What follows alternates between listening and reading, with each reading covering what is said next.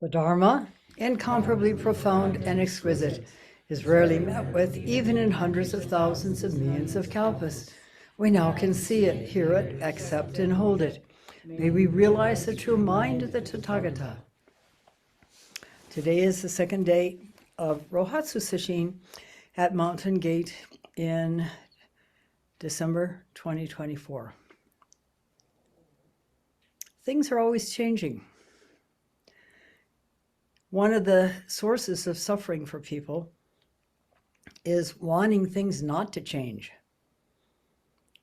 The other source, or another source, is that we do want things to change.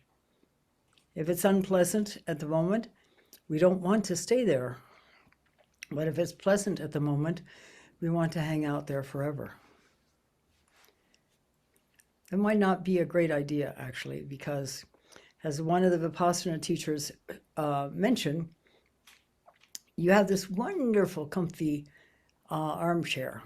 You can lean back, there's a footrest that comes up, maybe even it vibrates. And it's a very relaxing chair. And you want to stay in there forever. So fast forward and consider how it would feel if you were stuck there for another 5 hours and you couldn't move out of that chair. Would it still be as relaxing and nice to be in that chair? Or what if you had to stay overnight in that chair? How about that?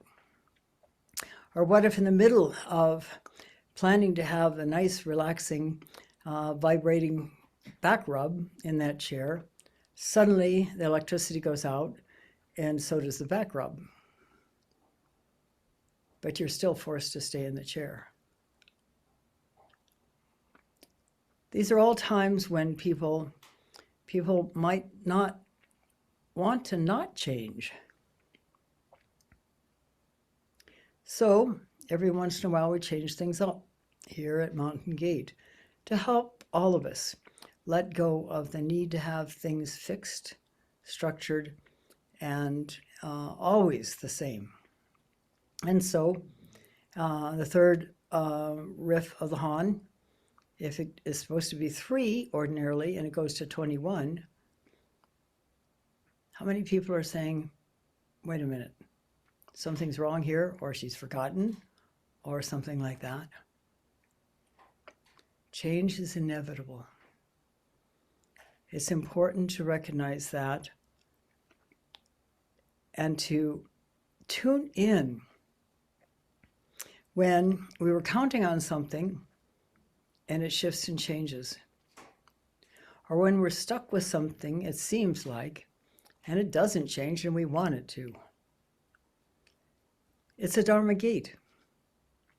To tune in at that very moment when the dread starts coming, the disappointment, the need to chase after something that was really nice and starts to disappear. Tune in. How does it feel? What's really going on there? And of course, this is not an intellectual analysis. This is a tuning in so completely that you begin to let go and you also may understand what's really going on. At the least, there's the opportunity to recognize you're caught. And recognition of where we're caught is a vital prerequisite to letting go. There's a koan in which a master is asked to do a memorial service for a deceased member of his group, lay member. And so he takes a young monk along as his attendant, and they go to the house. And if you're in Japan, they don't have the coffin in a temple. They have the coffin in the house. And so as they enter, the young monk goes over to the coffin, raps on it, and says, is he alive or is he dead? Obviously, he's been concerned about this question because we're taught that there is no beginning and no end. And if there's no beginning and no end, then how can there be death? And yet there's birth and there's death. It's a real conundrum. And the master says, I won't say, I won't say. And so he goes ahead with the ceremony. And then on their way back, the monk says again, Master, was he alive or was he dead? And the master again says, I won't say, I won't say. The monk says, if you won't say, I'm going to hit you. And the master said, you can hit me if you want, but I won't say. And the monk hit him, which is not the kind of thing you do with your teacher. The only time I knew it happened with Roshi Kapleau, the person that did it was mentally ill. At any rate, the master said, because of what you just did, you're going to have to leave the monastery because the other monks will eventually find out about it and they'll have at you. So for your own safety, you'll need to leave. And so the monk left. But clearly this was a deep question for him. Is this corpse in the coffin? What's the story? Is he alive or is he dead? Well, perhaps obviously, if he's closed up in a box, he might be considered dead. There are old stories of people opening up coffins later and discovering scratch marks on the coffin. Because in those days, and even sometimes now, it's not 100% clear whether somebody is actually dead. There was a case of a young soldier. I think it was, well, no, maybe it was the Vietnam War, where he was called dead. And so his body was sent to the morgue, and because it's a long way home, they actually do the usual work on bodies. And that starts with cutting into the artery in the groin and then replacing the blood with a chemical to kind of stabilize the body until it can go home and be viewed in the funeral home or whatever. And as the attendant was starting to cut, the body suddenly came alive. And it turns out he wasn't dead. He was so shut down that it appeared that he was dead. And so he was sent home to his mother. It was not clear what condition he was actually in terms of whether he had some serious damage that would keep him as a vegetable for a long time or what. The rest of the story we don't know. And then there are the earlier stories, because medicine started when they were trying to figure out the human body. And over centuries, they would do autopsies to learn about the human body. And there was one case in which a dead person arrived in the laboratory of a scientist, and as he was being cut into, he suddenly sat up, which caused the scientist to die of a heart attack. So that's neither here nor there. The main point is that there's a lot of question about life and death. I mean, if you've been to a funeral and seen a corpse, it's clearly not alive, or at least not alive in the terms we would condition aliveness. And if you've been at the birth of a baby, you know that there's birth. And so what is this? No birth, no death? No end of them is what it says in the Prajnaparamita. So you're this young monk, and you're questioning questioning deeply, and it had to be really deep and concerning to him, otherwise he wouldn't have popped the master. So, what's he to do? By the way, he eventually did have an awakening experience, because all the way to wherever he went next, he was puzzling over this. Reminds me a little bit of a story of Hoshinji, where at the end of a sesshin, one of the lay people was walking home, and in Obama, Japan, there are a gazillion train tracks. Trains are a very common way of transportation in Japan. And in fact, I think I had to cross 14 of them to get to Bukokuji, which is right down the street from Hoshinji. And so as he's going along, so fully engaged in this question about Mu, he starts to cross a train track, only there's a train coming. And the train conductor, our engineer, hits his horn, and it causes an awakening in this guy who jumps out of the way just in time. He happened to be ripe. How do you get ripe?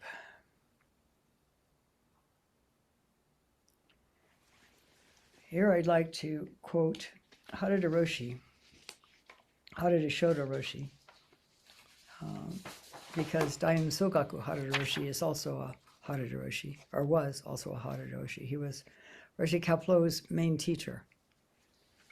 So Mitra-roshi says, Zazen is not about closing our senses, but letting all things settle within. If you experience a dark world in Zazen, that is proof that you're being stopped by your ideas. Your mind needs to take it all in. It needs to be aware, like a mirror, immovable, but taking everything in completely. That means deep concentration, full awareness, and full presence. If you shut down part of your mind by narrowing it down by what you think about Zazen, or how you think about doing it, then you're not fully present. You're not allowing everything in. With the Susokan, the extended out breath, because you are so focused on the experience of breathing out longer than you would ordinarily breathe out, then there's an expanded awareness that takes place at the same time. It seems contradictory, but it's real. And if you're doing Zazen, if you're doing Susokan correctly, you'll experience that. You'll also begin to experience an utter clarity, which means nothing is being held on to. Nothing is stopping you from experience. You remember yesterday I spoke of the Hawaiian form of navigation that is beyond depending on anything except an internal sense. And there was the beginning story of it was a Hawaiian navigator was out in the middle of the ocean. The waves were so choppy that he really couldn't see far enough to get a sense of the ocean. And the clouds were covering the moon and the stars. So his normal way of experiencing these things was not available to him. And that's what Zazen does to us. I mean, if we're looking for awakening and we come into a Zendo and all we have is, here's what you do with your body, here's what you do with your breath. That's the most information, the most guidance that can be given. because there is no structured pattern, there's no set of steps that can be shared to help one find the answer, because the answer is not intellectual. If you're, wanting to study chemistry, then you go into your chemistry book, you learn the tables, you learn the chemicals, you learn the relationships, you learn what happens when you mix one with another and various things like that. And it's all overt. You can read about it in a book. You can think about it. You can see it in the lab. But with Zazen, with Zen practice, even though the potential is total awakening, total freedom, and that is freedom to be without hindrance that would normally be placed on you by your own ideas, by your self-image. What it means also is that tuning into that depth, you're not going to do something stupid. You're tuning into a very accurate way of being, experiencing, understanding, knowing. And that's what Nainoa Thompson did, the Hawaiian navigator, when he ended up in the middle of the ocean, out in the middle of nowhere, with no guidance, with no landmarks, with his usual ways of navigating by the moon and the stars and the sense of the ocean, gone, not available.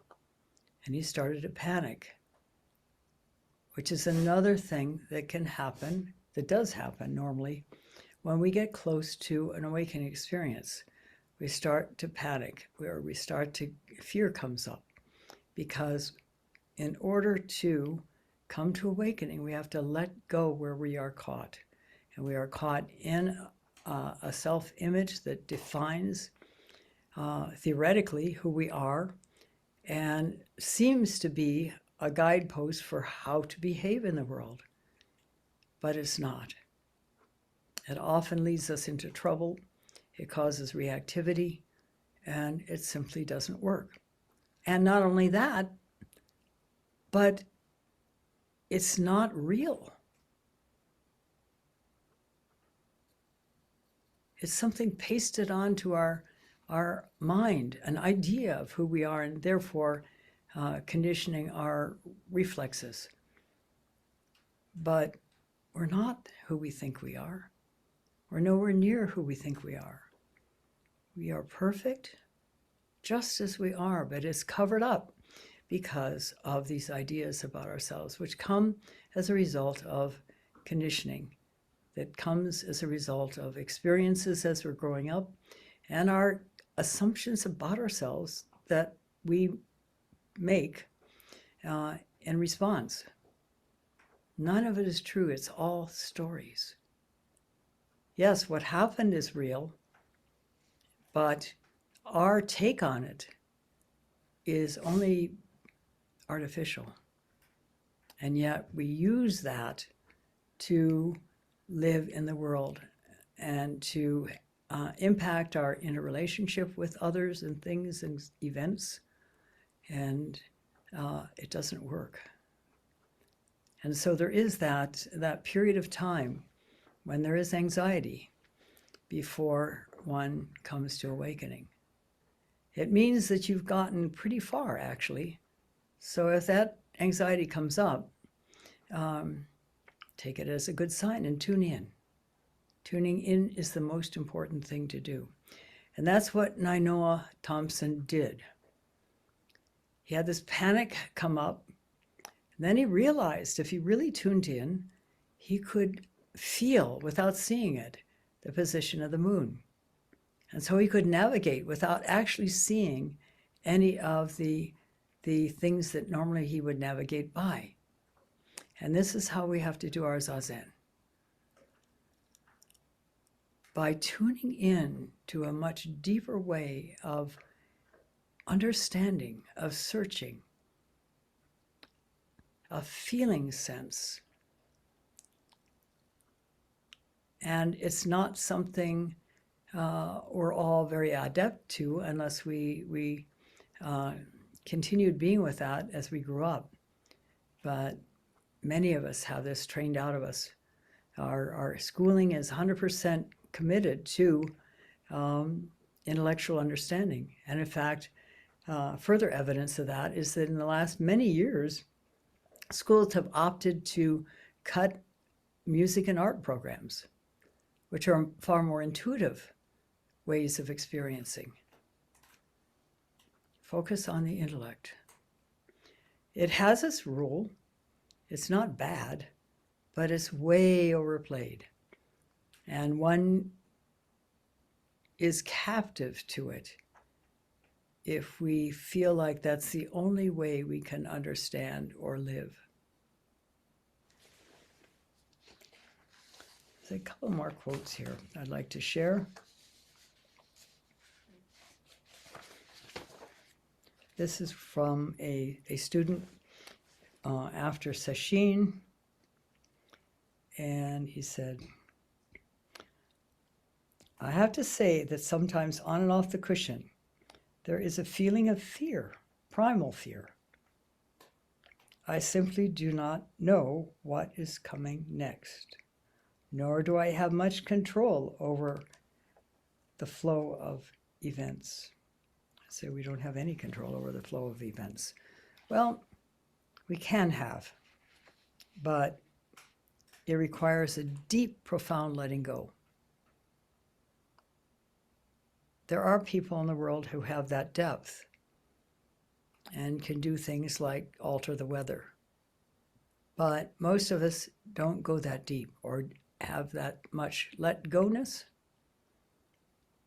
In the case of Nainoa, he had to let go or potentially float around for how long, one never knows. Perhaps no one would ever rescue him. But instead, in the desperation, he tuned into something deeper. And this is the same thing that Jacques Lucéran did in Buchenwald. He tuned into something deeper that freed him from his ideas of what it meant to be in Buchenwald. And when we're free of our ideas, it is quite amazing. It's an incredible freedom, absolutely incredible freedom. And one that you've never really experienced unless you've had some level of insight. But it is available to each one of us, without a doubt, if we learn to tune in and not to take our ideas as fixed or real. When a person has gone deeply enough that they recognize that they can't really trust their thoughts, that's a very positive unfolding of practice. Of course, it leads to a lot of feelings of insecurity initially. If you can't trust your thoughts, how on earth are you going to learn how to live or be able to live? And I remember when I moved from Turkey and came to the November 1976 sesshin, my first 7-day sesshin. And after the sesshin, I encountered one of the people who had been in the sesshin and had had a kensho. And he said, it's like I have to learn how to walk all over again. And that's how it can be. And anyone who gets close to a kensho and even comes over that line needs to be aware of that the initial depth, particularly if it's not super deep, and most people don't have a super deep kensho these days, there's too much interfering with that in our modern society. Then there's almost an innate push to replace what we had in the way of self-image with something else. And that's important. This is why the long maturation is so important, that we don't do that.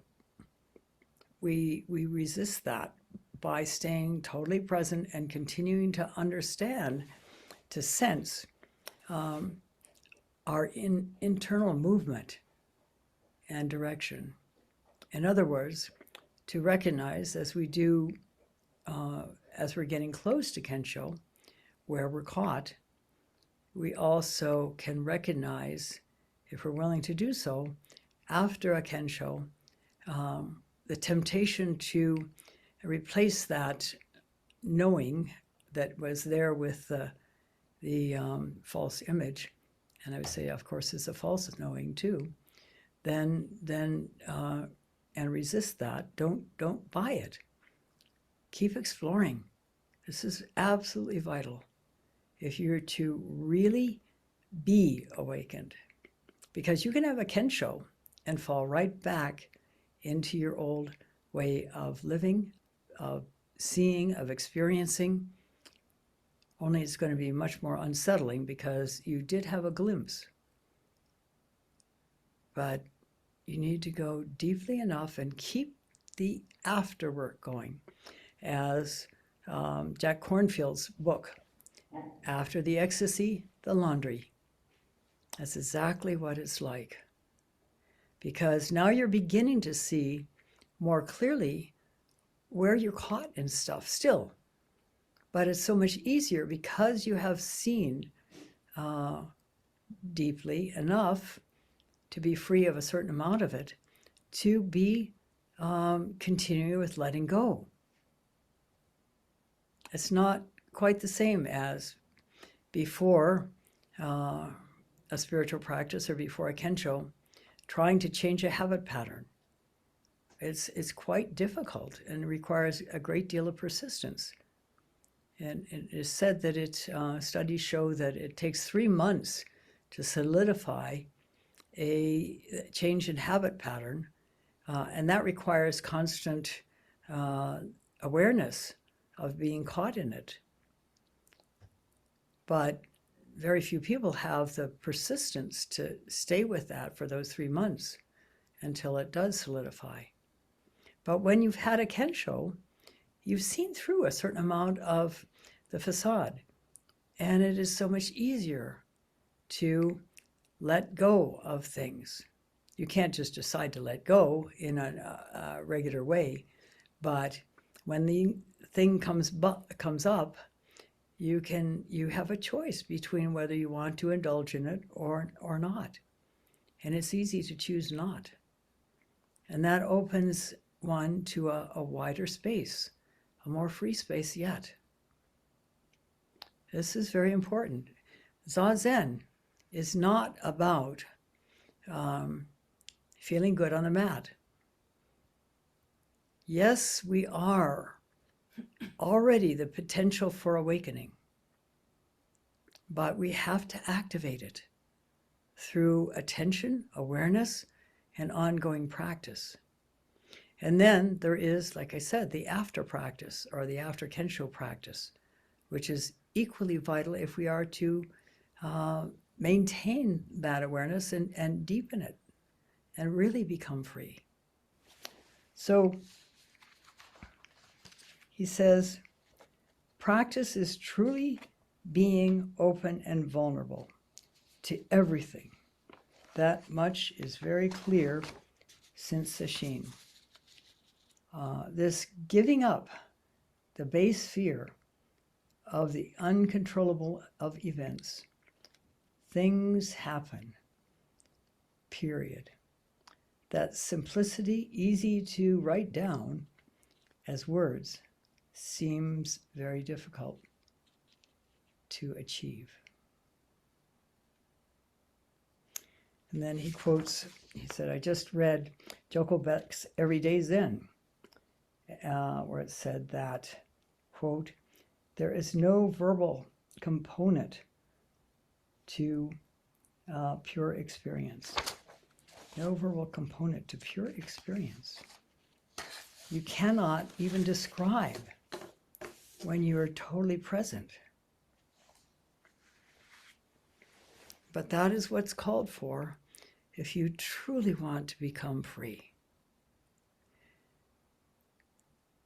Most of us are divided in that wish. We don't like the pain, but we're a little frightened of letting go of the self-image that is the bottom of it. But if we truly want to be free, and we can, in an unbelievably free way, that allows you to do what is necessary without being caught in any ideas about it. There's another con. Why, and it's talking about a master, why at the sound of the bell do you put on your 7-piece robe and go into the chanting service? Why don't you just hang out and stay in bed if you feel like it? Well, when we've taken on responsibilities, we fulfill them. But there is no extraneous friction about it. We simply go and do. And we're present with the whole thing. And when we are that present, it's fulfilling, it's rewarding, it's freeing. So Kensho is not going to make you free in the sense of the Beat generation when they were talking about letting it all hang out, doing whatever you feel like, whenever you feel like it. It's not that at all. That is a grave misunderstanding. It's about being so free that no matter what circumstances you're in, like Jacques Lucéran in Buchenwald, 11 more months after he experienced that great freedom. But he was free the entire time. And from then on, all the way into his death, and doubtless beyond that. He died in a car accident with his wife in their 40s. But he was joyful, open, and free all the way up into that. And you can bet that there was no anguish, no terror, no problem with the car accident and simply dying. So I thank you for listening, and I hope you take this to heart, because it's the most important thing for Zen students to know, that we have to go beyond thoughts. We have to go beyond ideas. We have to go deep within, and even beyond the felt sense, even deep into the felt sense. And recognizing when we've got, a little bit of a foot outside the door or something like that, where we're not 100% there. And it's a long haul doing that, but it is so worth it. I would never go back. Never go back, no matter what I had to go through in order to get here. It was all worth it. And it was all material for the process. So we have now, 6 more days? Well, almost 6 more days of sesshin. So there's plenty of time to keep deepening. And don't make a goal. That's irrelevant. Things happen, as they say. And as you continue to do your inner work, they will naturally unfold. And don't judge it, because you won't necessarily know when you're really on target. Every little bit is important. So I thank you for listening. We'll stop now and recite the 4 vows. Oops. Uh-oh. I hit the leave meeting. Let's say we need to Stop.